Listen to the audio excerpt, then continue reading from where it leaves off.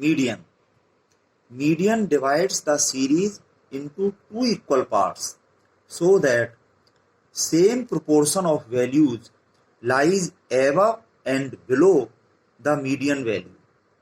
The median may be defined as the middlemost or central value when the items are arranged in ascending order or descending order. तो बीच में जो value आती है उसको median कहते हैं, बीच की वैल्यू को. ठीक है, जब उनको आइटम्स को हम अरेंज कर लें असेंडिंग ऑर्डर या descending order of magnitude. Now the calculation of median in different situations can be categorised as. Number 1, ungrouped data और इंडिविजुअल ऑब्जर्वेशंस में median equal to n+1/2th item. ठीक है, यानी कि बीच के आइटम को हम इस तरह से लेते हैं where n is the total number of items, तो उसके बीच में यह आ जाता है n+1/2. जैसे फॉर एग्जाम्पल 9 आइटम्स हैं तो 5th जो है बीच में आएगा. 4 पहले छूट गए, 4 बाद में छूट गए. बीच में जो 5th नंबर पे जो आइटम है वो मीडियन होगा, मिडिल वाला जो आइटम है. तो ये n की जगह हम रख दें 9, 9 + 1 यानी कि 10/2 5, तो 5th आइटम ये हो जाएगा इस तरह से. इन case of odd number of items the median will be the middle most value, जैसा कि अभी मैंने बताया 9 वैल्यूज ली तो ये तो उस केस में हो गया. And in case of even number of items the median will be the mean of 2 middle values. उसमें इवन में ऐसा हो जाएगा जैसे कि अगर 10 आइटम्स हैं तो बीच में 5th और 6th आइटम जो पड़ रहे हैं उनका मीन ले लिया जाएगा. ठीक है, यानी 5th item + 6th item upon 2, उससे मीडियन वैल्यू हमको मिल जाएगी. नंबर 2, ग्रुप्ड डेटा और फ्रीक्वेंसी डिस्ट्रीब्यूशन. तो इसमें नंबर 1 डिस्क्रीट सीरीज में median equal to n+1/2th item, जैसे ऊपर बताया उसी तरीके से when n is the total frequency है यहाँ पर. ठीक है, यहाँ पर ये फ्रीक्वेंसी डिस्ट्रीब्यूशन है, ये कैपिटल N जो है टोटल फ्रीक्वेंसी हो गई. तो टोटल फ्रीक्वेंसी +1/2 ये उसी तरीके से जैसे ऊपर बताया. The value of the item lying in a class whose cumulative frequency is less than n+1/2 and preceding frequency is greater than n+1/2. और अच्छे से आप इनके एग्जाम्पल्स में समझ लेना. सेकंड नंबर, कंटिन्यूअस सीरीज जब होगी तो उसमें मीडियन लेंगे. मीडियन का ये formula L + n/2 - CF/f into I, where L equal to lower limit of the median class. तो मीडियन क्लास हम देख लेंगे इससे n/2 या n+1/2 से. तो फिर उसका जो क्लास इंटरवल होगा तो उसका जो है lower limit of median class ये L हो जाएगा. ठीक है, और ये CF है cumulative frequency of the preceding class. उससे पहले तक की क्लास तक जो है क्यूमुलेटिव फ्रीक्वेंसी, यानी फ्रीक्वेंसी का जो सम कर लेंगे हम वो CF से नोट कर दिया, क्यूमुलेटिव फ्रीक्वेंसी. और ये F है frequency of the median class and I is width of the median class interval. Merits of median. Number 1, it is rigidly defined because it can be located exactly.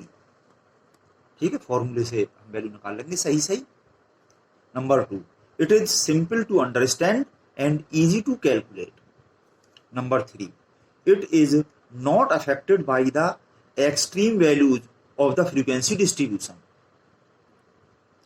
कोई बहुत बड़ी बड़ी values हों तो उससे इतना इस पर इफेक्ट नहीं पड़ेगा. ये तो हम सबको ध्यान में रखते हुए मीडियन जैसा कि बताया उस तरीके से करते हैं. तो end can be calculated for open end intervals. ठीक. Number 4, sometimes it can be located by mere inspection. कभी कभी तो देख के ही के बीच में ये वैल्यू पड़ रही है, ये मीडियन हो गया, उसी से पता चल जाता है. Number 5, it can deal with the data which are not capable of direct quantitative measurements. That is in case of qualitative characteristics. Number 6, it can be determined graphically. ठीक है, तो इस तरह से भी इसको कर सकते हैं।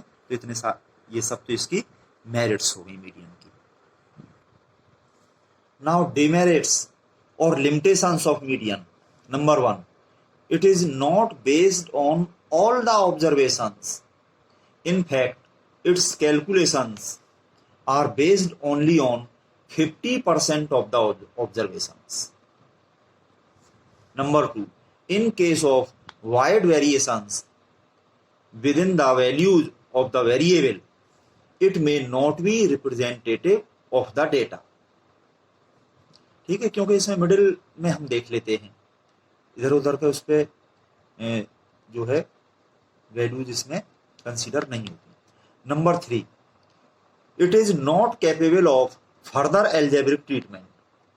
Number 4, in case of continuous series the values of the median requires interpolation. The formula is based on the assumption that the values of items are evenly distributed over the whole class interval.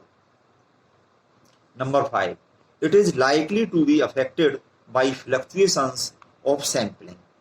Number 6, it is not so rigid as mean. Mode. Mode is the most frequently occurring score in the given series.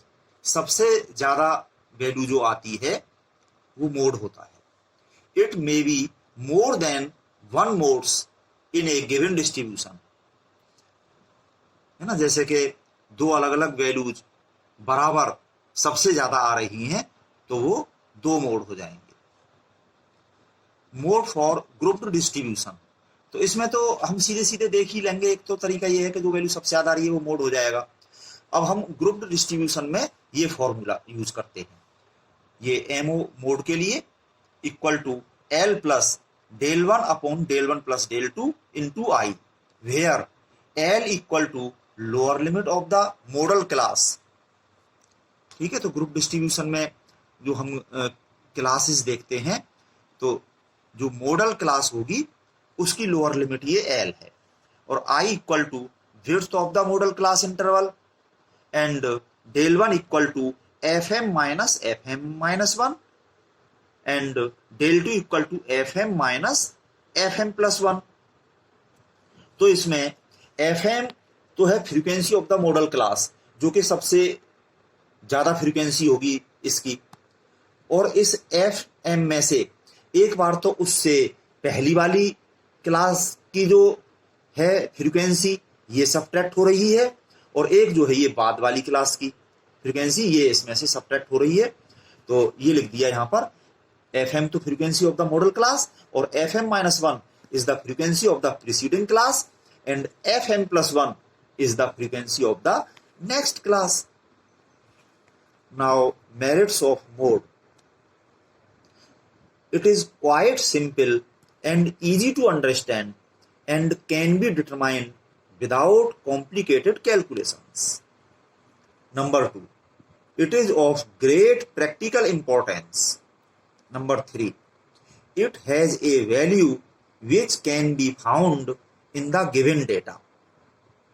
ठीक है, given data के अंदर ही हमें ये mode मिल जाता है। Number 4, it does not require the knowledge of all the item values in its calculation.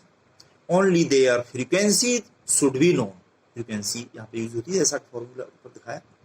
Number 5, it is not affected by outliers. Number 6, it can be obtained for qualitative data. Now, demerits or limitations of mode. Number 1, it is not rigidly defined in ahead cases. Number 2, it is not based on all the observations, and so in some special cases it may not be representative, यानी कि जो हमारी series है उसका सही तरह से ये प्रतिनिधित्व नहीं कर पाता है in some special cases. Number 3, it is not capable of further algebraic treatment.